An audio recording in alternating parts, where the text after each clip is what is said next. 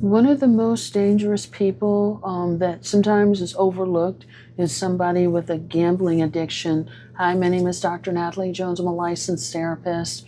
And, you know, I think people often underestimate how dangerous someone with a gambling addiction can be.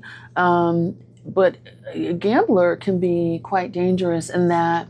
Um, they are addicted to that intermittent reinforcement, that those getting that win, getting that like that lucky streak, so much so that they lose track of everything. And there's when you work with people with eating addictions or eating disordered behaviors, a lot of times what they talk about is having food noise. People that they just sort of obsess about food, and so it just becomes this noise in their mind. It's the same thing with a gambling addiction and in sex addiction, any addiction really, is that money starts to have this noise. They're addicted to that high of winning, but they can't ever really turn it off. And a lot of times when people have gambling addictions, that can also lead them to crime. And so what will tend to happen is they will gamble, they will lose big. I think there was a show I was watching, I forget what it was. There was this woman, she had an addiction to going to the casino, and she was an older woman.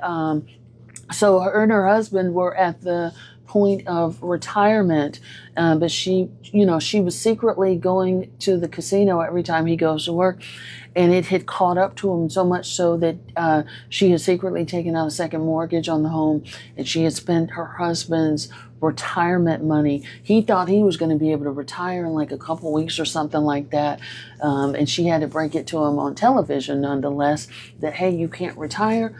I have spent your retirement fund, and that's just where we're at with it. And so I say all that to say is that, here's someone he's sleeping beside for months, years even, and someone who, their addiction has gotten the better of them so much so that they were on the brink of losing everything. I think their house was on the brink of being foreclosed. It just had it was such a mess, and he had no idea. And that is something that tends to happen where people will spend money for rent, food, money meant for their children, because they get so caught up in their addiction. And then once all that money is spent, they will look for things that they could do to get money in other ways. So they may steal, they may commit forgery, they could do a whole host of other things in order to meet their needs for that habit until they hit rock bottom, and that rock bottom can vary. But a lot of times that money noise, it really gets to them. And so they're willing to take that risk. And this is something that, even that happens in jail and prison. I've worked at prison. I cannot tell you how many guys get themselves caught up over their gambling addiction, even while they're in prison.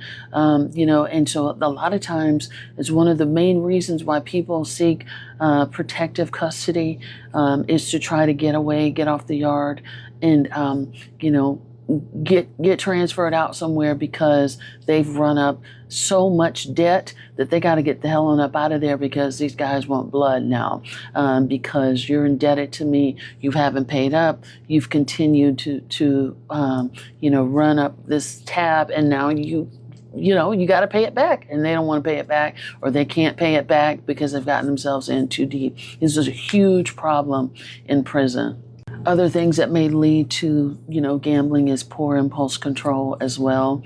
When people can't manage their impulsivities. And a lot of times gambling can go hand in hand with other addictions, drug addictions, sex addictions, and things like that. So you can see not always, but I used to see this a lot in the prison population, where you have multiple addictions, and you have people saying, I just have an addicted person personality, Dr. Jones. That's what it is. It's just an addictive personality.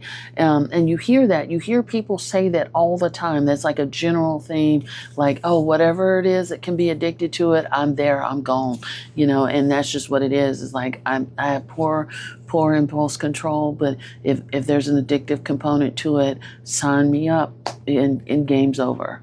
So just be careful with that, because that's extremely, when a person has it, they can be extremely dangerous. They can take away your livelihood.